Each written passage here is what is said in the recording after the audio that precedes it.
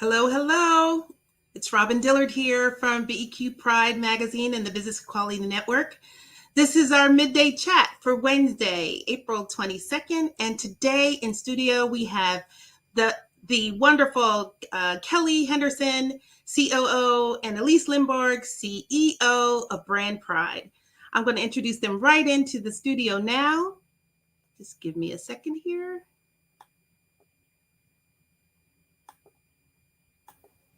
Hello. You guys here? We are here, live and in person. Yeah, this is fabulous. I was just giving the guests, our friends out here today, a chance to see that we're on live midday as promised, and that we have Brand Pride with us today.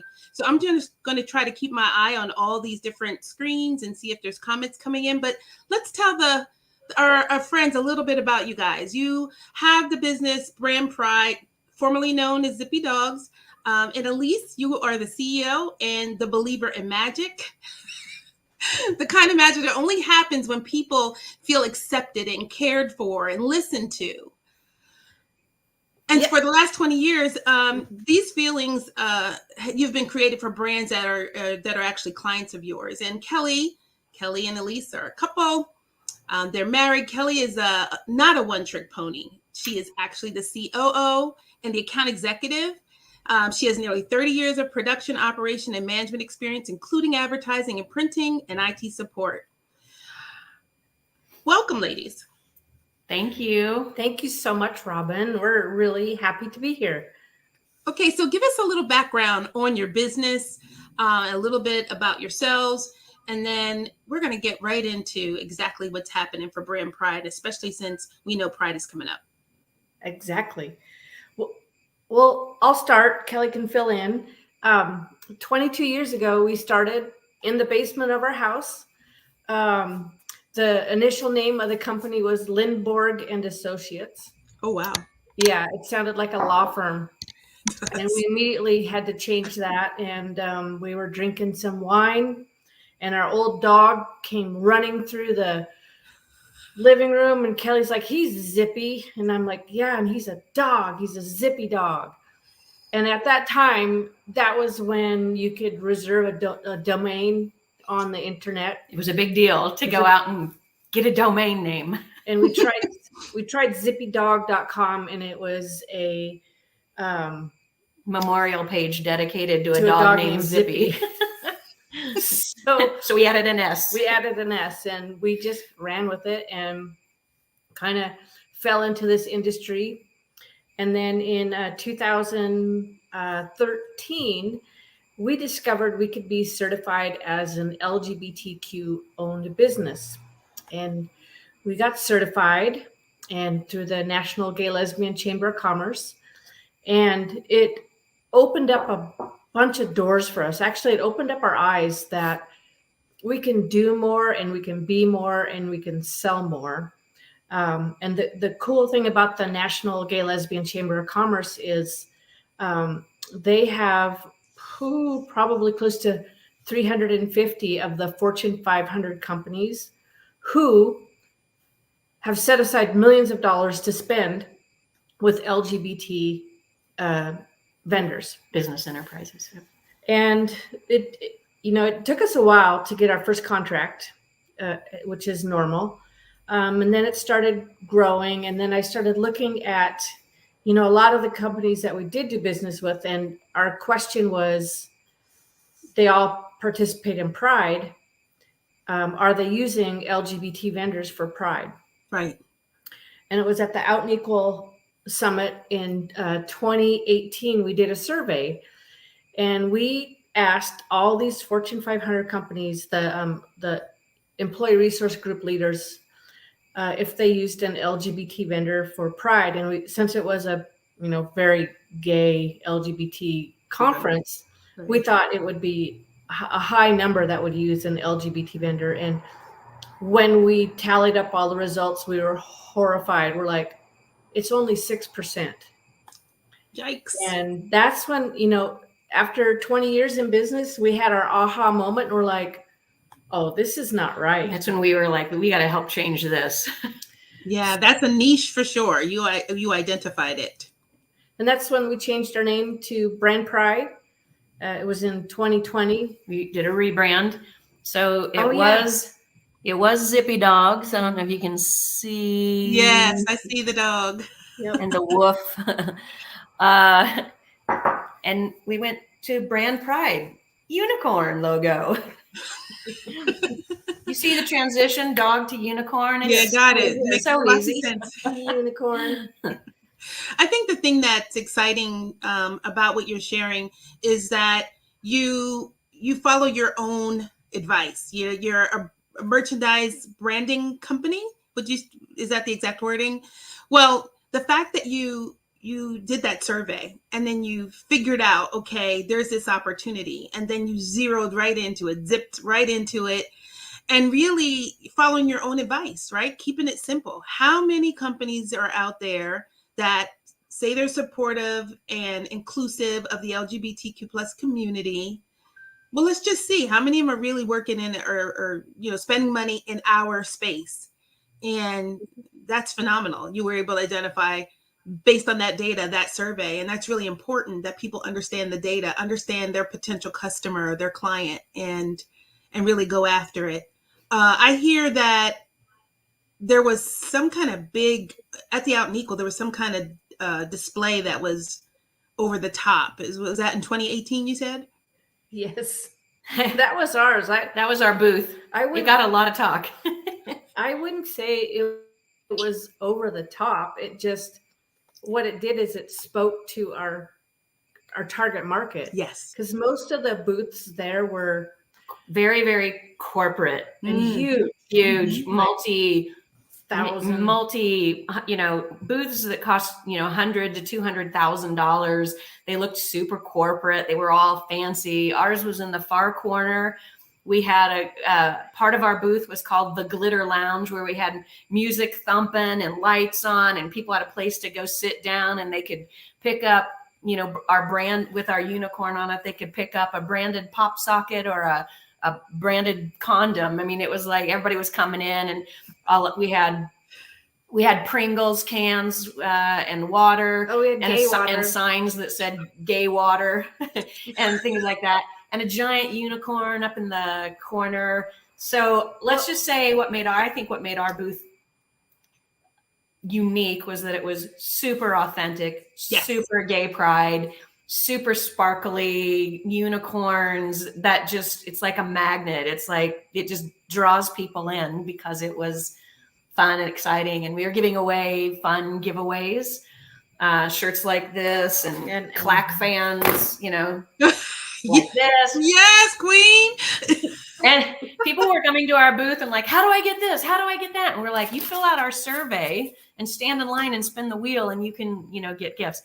That survey that Elise was talking about, where we received the 6 to 7% use LGBT suppliers, we had over 1,500 people fill out that survey. We had lines in front of our booth because people wanted to come in, they wanted to spin the wheel, they wanted to fill out the survey.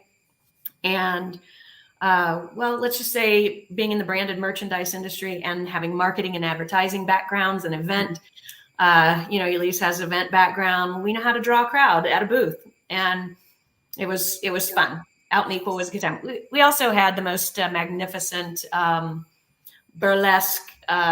He was a boylesque performer dressed up like a unicorn running around with a really nice hot body. And you don't call that over the top. That's awesome. Okay, maybe a little. So authentic. I mean, so the juxtaposition of all these stuffy brands with everything, the authenticity, and knowing your audience at that event, right? Not just to show up, to be there, but you were going to have access to the ERGs and memberships and all these big companies. And that's a huge conference, at least from what I recall for the times I was there, and you made the most of that opportunity. And then you are a certified LGBT-owned business and members in the NGLCC nationally, but you also are affiliated with some chambers in your area. You guys are in Vegas. We recently moved to Las Vegas. We're still members of the chamber in Seattle, and then I think we're members of the Palm Springs and San Francisco chamber, And there's 2 chambers down in Las Vegas, and we're trying to figure out which one to join. Or maybe we'll join both. I don't know. Yeah. So our business is both in Seattle and Las Vegas. Fabulous, fabulous. Okay, so let's get into the truth of the matter is, I really want to know from you guys, why is it important to show up fully and authentically as yourselves in business? And then what is this economic inclusion from your point of perspective? Let us in on some of that. Well, I remember when we first started, we didn't really want to be known that we were 2 lesbians that owned a business. And that was in the year 2000, just because we didn't know if there was going to be discrimination or, people wouldn't use us because we're lesbians. We weren't sure if it'd be good for business or bad for business. So we just kind of kept it in the closet. And then now we don't even care. We're a couple lesbians and we're going to sell you some amazing stuff. And, when we had that aha moment and started really narrowing down on, we go to companies and say, we just want your pride spend. That's all we want. We don't care if it's $500 or $500,000. You really need to be walking the talk and spending intentionally. And there has been, our business has grown substantially in the last 2 years, even during a pandemic. Like we had our best year ever in 2021. And 2020. Yeah, 2020 was our best year in business ever. Wow. The height of the pandemic. The start of the pandemic. Yep. Yes. And 2021 was amazing. And we're on to another great year this year. And I do think it's because we are running our business as our authentic selves. Mm-hmm. And also being a disruptor in a lot of the Fortune 500 companies, that we would come to them, knock on their door and say, hey, we're Brand Pride. We sell promotional merch, and we'd see the whites of their eyes and they'd roll their eyes and kind of like, no, we already have a contract with Staples or some behemoth promotional merchandise company. Right. And we'd say, well, we feel like you should use us for pride, and here's why. But your question was, why is it important? Yeah. Yeah. And Elise has a great, she'll go sidetrack in here. Okay. So I'm pointing out she's got a whole list of things that are really important to mention. They're really important to mention. So what happens when you intentionally use an LGBT vendor for pride? LGBTQ vendors grow their business and hire new employees. We just hired a new employee 2 months ago, and we may be hiring another one coming up. Companies receive products designed specifically for the LGBT community and by the LGBT community. Community members who have cultural knowledge that non-LGBT vendors don't. Our products are more relevant and culturally sensitive. Companies demonstrate that they understand what rainbow washing is and are making amends to counteract it by investing in the LGBTQ community. LGBT vendors can invest in and donate to their local LGBTQ communities, creating a cycle of economic growth.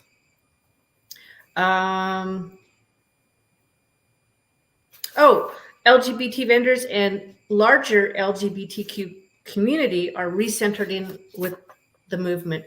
And then one of my favorite points is when you don't use an LGBT vendor, non-LGBTQ vendors line their pockets with the profits from a historically marginalized community. The cycle of economic oppression continues. So I love it. That if that's not calling them out, well, we can call them back in. This is an opportunity to live those values that they espouse at these different conferences. And for anybody that's joining us or seeing this on the replay, literally, they have an opportunity now to show their employer, hey, there's a way we can actually support. And it doesn't matter at what level on that maturity curve, if you will, on your LGBT advocacy that your company is on, you can always support. So tell us a little bit about, I heard you had like an on-demand option last year that helped, and especially I guess in 2020 when, when everyone lost business, because your particular business is event specific, typically driven by a calendar date or a space or a place or something that's going to happen. And with us all shut down, obviously that didn't happen. You had to do some pivoting. And how much of that pivoting carries through to you today? So A lot. So first of all, in 2020, our big pivot was, everybody was trying to get their hands on hand sanitizer, and it was like gold and a commodity that, nobody could get. Large corporations whose, I don't know, they're, what's it called? The folks who would buy hand sanitizer and cleaning and Procurement, HR, facilities management. Facilities. Thank you. Yeah. They would reach out to their companies that they would normally get those kinds of supplies.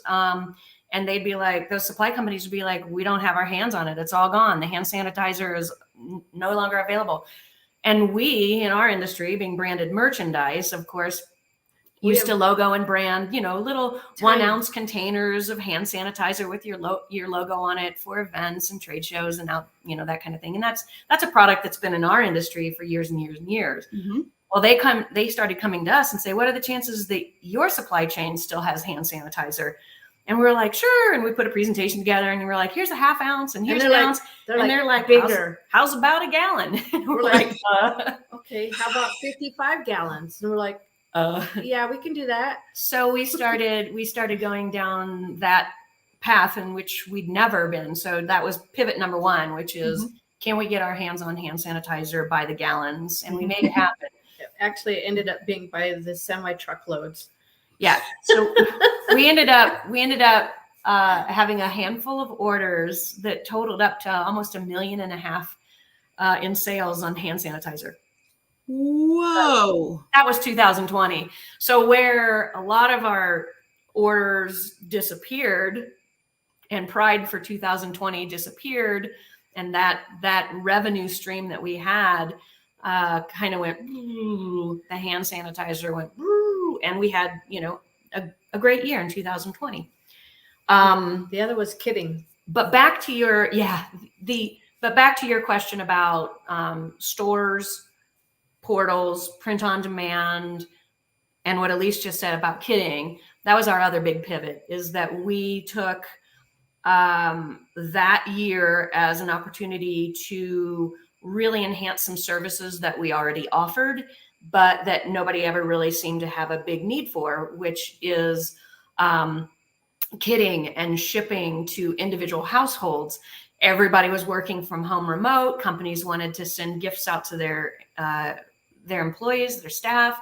And so we started offering that ability. So a company could come to us and order coffee mugs and, hand sanitizers or something to wear during their meetings and stuff like that. But they needed us to deliver it to 500 employees across the country or across the globe. And you're built for that. You're built for that. We built for that. Instead of, we just had to, take our existing ability to do that sort of thing and figure out how to do it. Instead of shipping product bulk to a couple of locations, how do we do it individually and send it out to 500 locations? So we started offering those services, the kitting, the fulfillment, the shipping.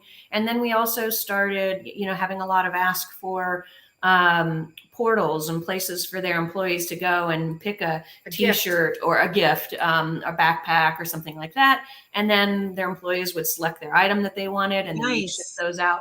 So, and we started building print on demand stores. So a company could have like all of their ERG groups on a website, and they'd have 25, products that they can select from, buy with their own money. Those are called print on demand. Nothing's printed until a person places their order, right. Then we print it and ship it.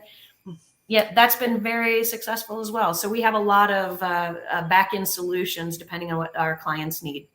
And you're still doing that today. So Yes. For those folks who still have employees that are remote. I've read some article, I think in Forbes and maybe even in the Wall Street Journal, about people being still feeling isolated, still feeling the mental health anguish, and the onboarding. There was an article just the other day about corporate onboarding, now that we're remote or we're distanced. And these are great gifts or great opportunities to let employees know that you're thinking about them, help them to create community virtually, having something to hang in the background. I think I saw a box you guys did that opened into something you could hang on the wall.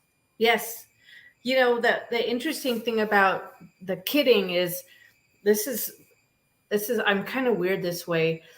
Whenever I try to put myself into the head of the person who's receiving it, and when I'm working with a company, I think about who that person is, what they're doing, and pick products that are useful, that are meaningful. So when they get this box in the mail and they open it, we call it surprise and delight, where they open it and they just feel like, oh my God, my company cares about me. And we did a bunch of pride kits as well to individual homes. And one of our customers was Twitter, and to see all their tweets on Twitter, just like, this is so, thank you so much. I needed this today.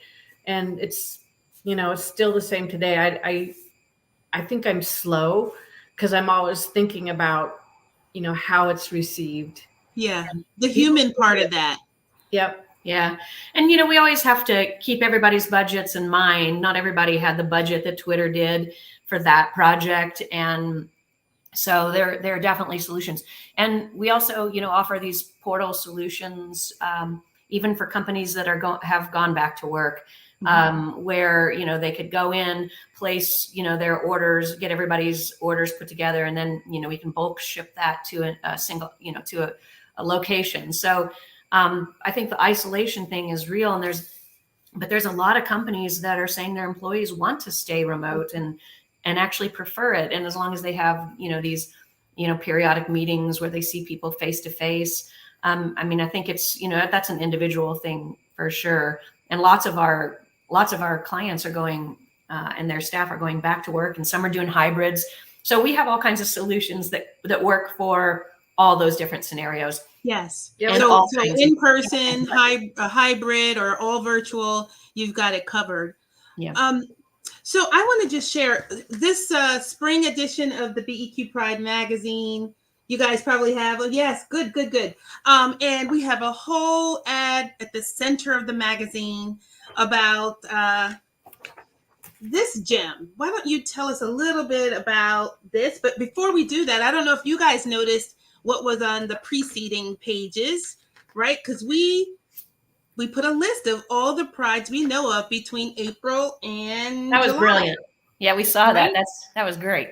So my idea is, do you think we could encourage some people to tell us about what's prides going on in their town? Maybe they should get in touch with you guys to get some of those on-demand solutions to walk around. We'd love to have someone that would be interested in going around and interviewing or talking to LGBT-owned businesses and business owners and leaders in the community. But tell us a little bit about why there's something here and what the hell is an Alicorn and Alicorn. So I think in 2017, we helped 2 corporations with their pride. And then with our push over the last 3 years, we are now helping, I think, close to 45 and 50. We just brought on 3 new clients yesterday alone. It's kind of crazy. Yeah, and they're big customers. And we wanted to recognize them publicly through your magazine by putting their logo in there and saying, I spent intentionally with an LGBT vendor for Pride. And there's many other large companies out there that I've been knocking on their doors for probably 7 years. I don't know what their excuse is. They say they have, they have a contract with whatever company they're using, but there's other companies out there that we help now, like EY and Accenture, where they went to their leadership and said, we know we have a contract with this large, probably straight white male owned company. Can we do a carve out and use an LGBT vendor for Pride? And 9 times out of 10, they said yes. And it's not a lot of money when you think about these big companies. Some of their spends aren't that big, but when it's combined, like you think about all of the companies combined, it's millions and millions of dollars that are lining. It kind of, what is it? Scrapes my ass, burns my butt when chafs my butt. I don't know.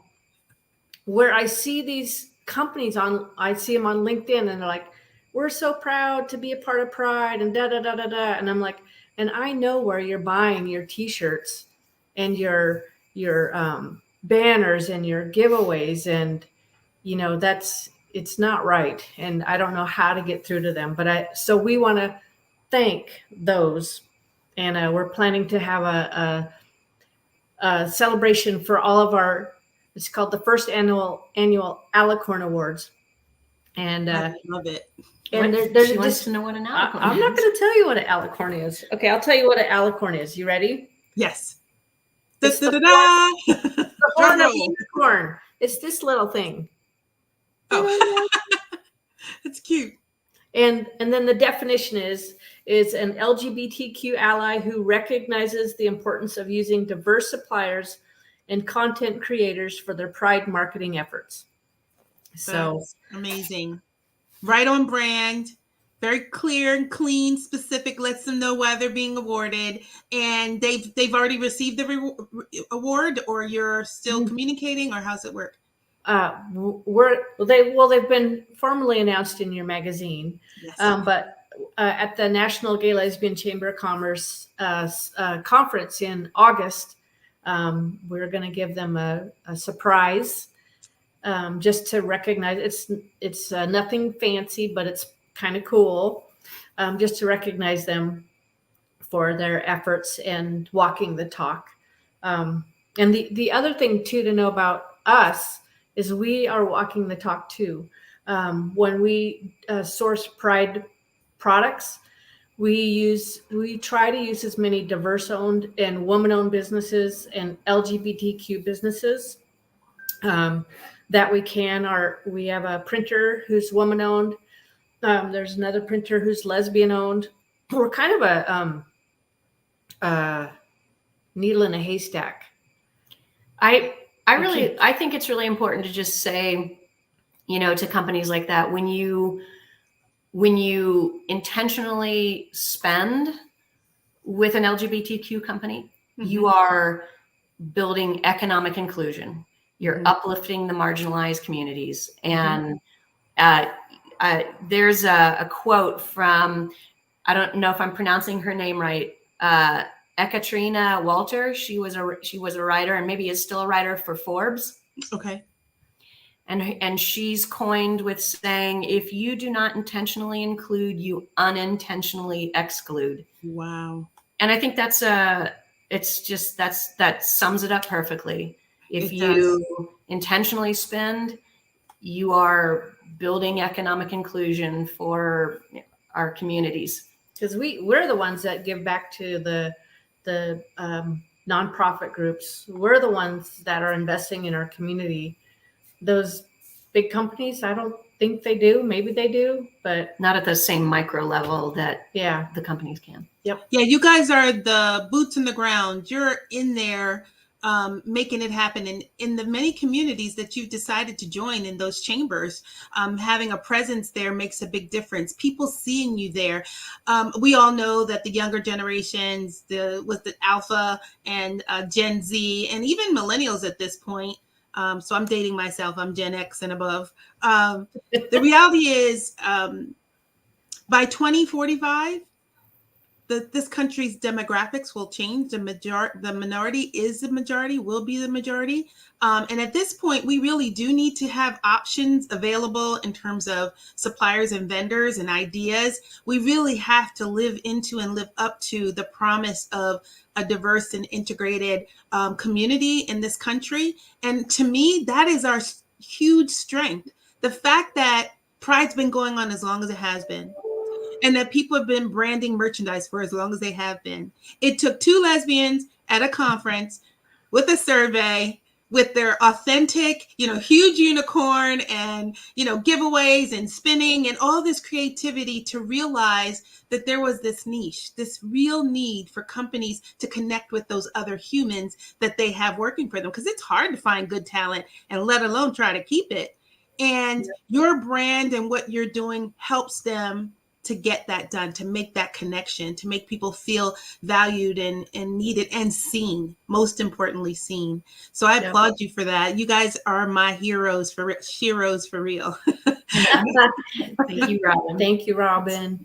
Yeah, so is there anything else? Is there a call to action for folks? Is there anything that they can do besides visiting Brand Pride? And let me make sure that website is up on the screen here, but it's brand-pride.com. And they can go there and get access to you. And of course, in our BEQ Pride magazine, if they haven't received it by now, well, that's horrible. They really should reach out and try to get a copy on subscribing, or let me know and I'll send a complimentary copy. But that the Alicorn companies are there. So support those companies that support the community, but also really that ad can also take you to Brand Pride as well. Yeah, our website is, just a website. It's got some ideas. It's pretty. We need to update it. There's a few things we need to do to make it better. But just email us. Okay. We like to talk to you one-on-one, like to learn what your goals are, what your needs are, and then we get busy and find something amazing. Glitter the unicorn at brand-pride.com. Glitter the unicorn. I have something here. My very own branded Business Equality Magazine. Yeah. BusinessEqualityMagazine.com website, pens in a nice. So I have merch from Brand Pride, as well as this wonderful bag with the brand on it. Yay. And the cool thing I like about this bag, it's practical, just like you said. It's useful. If it were in your kit going out to people, they can literally put the bag in that little, and you can wear it around your wrist, so you don't have to carry a big bag, and it's there for you when you decide to buy something you weren't planning on buying, and you can still hide it and carry it home. Anyway, or you guys have been wonderful. Or you can get silly and get something like this. What is that? Let's get this Pride party started. 30-second dance party. We should have one now.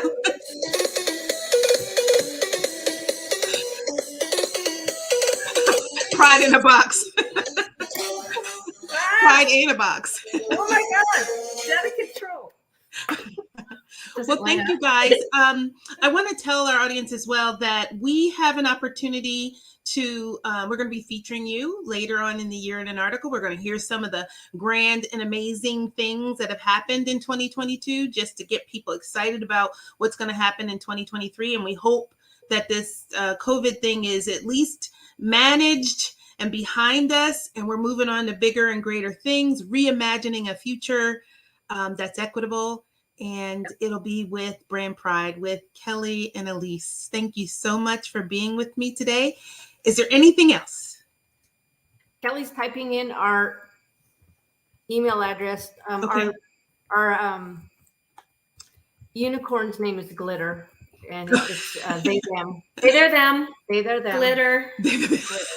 I typed it right. Yep. Yeah. And hit Oh, I want to give a shout out to Lynn. Lynn saying it's a great idea, that you guys need to put that email out there. And absolutely, thank you for everything she's saying. We've got Hillary. Hillary's out saying this is awesome. And Hillary happens to work for a really, really big bank that's out in your area. So maybe we can get her to think about how their company could could use some more glitter and support their employee base. There's still a little bit of time left for 2022 Pride for receiving stuff by the end of June. But you know what? Prides happen, as you've got it listed out. They happen all year round. They start in February and March in the hot. I think Tampa has theirs in maybe March or April, and Palm Springs has theirs in November. So Pride happens all year round. All year round. 365 days a year. And we start Pride conversations with the big companies back in, January and February, so that things are moving along. So they're not, waiting to the last minute to buy, their branded goods for Pride. Because one thing that hasn't changed is supply chain issues and longer than usual production timelines, and that kind of thing is still a factor. Not enough workers. Yeah, we're trying to resolve all those problems, but if they act now, we can get it done. They can get some unicorn t-shirts, some glitter, some sparkle right there at their doorstep, or in the office, or some hybrid solution in between. Thank you guys so much, and we're going to end now. See you next Wednesday. Yes, Queen. Happy Lesbian Visibility Week. Same to you. Thank you. I'll accept. Bye-bye.